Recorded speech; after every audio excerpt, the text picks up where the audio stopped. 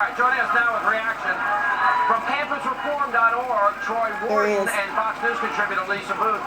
Hey, Troy, I thought liberals are all about freedom of speech. I thought UC Berkeley was the home of the free speech movement. Isn't that where it all started in 64 and 65? Well, thank you for having me on, Sean, and I just want to say, yes, we call ourselves the home of the free speech movement, but Wednesday night absolutely contradicted that. We just wanted to exercise our right to free speech and invite Milo Yiannopoulos to speak, and we couldn't do that because outside groups and agitators, aided and abetted by students, used fireworks, firecrackers, what have you, and literally these things were exploding against the building. I was inside, and I detailed my terrible experiences on campusreform.com, and I felt like a war zone. It felt like a third world country, and I think this is really just a shame. I don't think we are in a civil society anymore because the left is too intolerant. You know, Lisa Booth, I thought liberals were supposed to be tolerant and inclusive, and they love everybody, and they always argue, oh, conservatives are racist and sexist and homophobic, xenophobic, Islamophobic. I can't even remember all the phobias I'm supposed to have. None of this is true.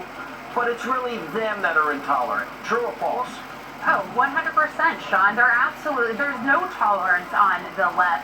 And look, Sean, I really think it's important in the terms in which we describe these riots, because we need to be careful of not saying anything in regards to protesting, because protesting, the exercising of the First Amendment, I think we can all agree upon. But rioting is not covered under the First Amendment. These individuals are criminals, they are rioters, they are thugs, they should be condemned in the strongest terms. And I think it's the media, and especially the mainstream media, needs to be really careful by not condoning or enabling this behavior by saying that it's protesting and saying that somehow it's covered by the First Amendment, because it's absolutely not. You know, Troy, when I look at all of the issues, I don't know a conservative that I know, not one that's racist. I don't know any conservative that doesn't make a distinction between radical Islam and those that are practicing a religion. They make a distinction, all of them. I don't know anybody, frankly, that gives a flying rip about anybody's sex life. No conservative that I know cares.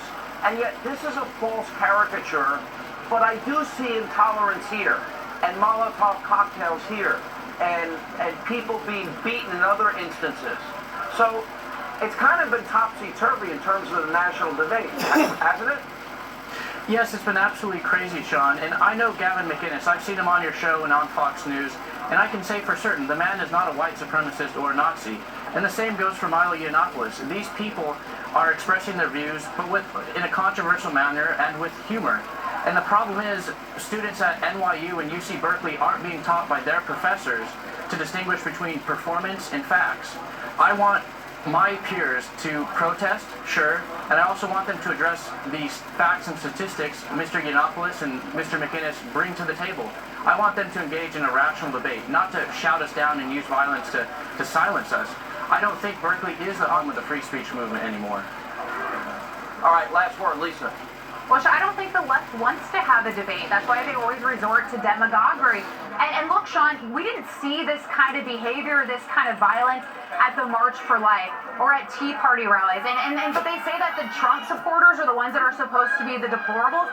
And you see these actions. Look at just some of the signs, the language and the rhetoric and some of the things that were discussed at the quote-unquote women's march, which wasn't a women's march because it excluded groups of women. It was just a pro-choice march. But look at the way that a lot of those protesters conducted themselves. So, you know, it's just absolutely ridiculous. They don't want any sort of constructive conversation. They just want demagoguery. All right, thank you both for being with us. All right, when we come back, we're in Houston, the site of Super Bowl.